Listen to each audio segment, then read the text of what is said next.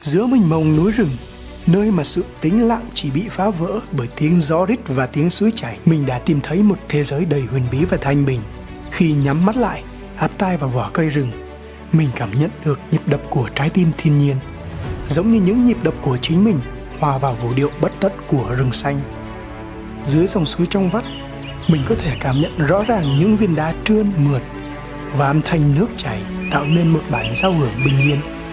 Mình hòa mình vào thiên nhiên, bỏ hết lo âu và chỉ còn lại sự kết nối sâu sắc với vẻ đẹp hùng vĩ và núi rừng. Phải nói, Gia Lai là một nơi duy nhất mình tìm thấy tình yêu mãnh liệt với thiên nhiên, nơi mà mọi cảm xúc, trải nghiệm đều được hòa quyện trong một bản tình ca của núi rừng. Nếu các bạn cũng yêu thiên nhiên, yêu Gia Lai như mình thì hãy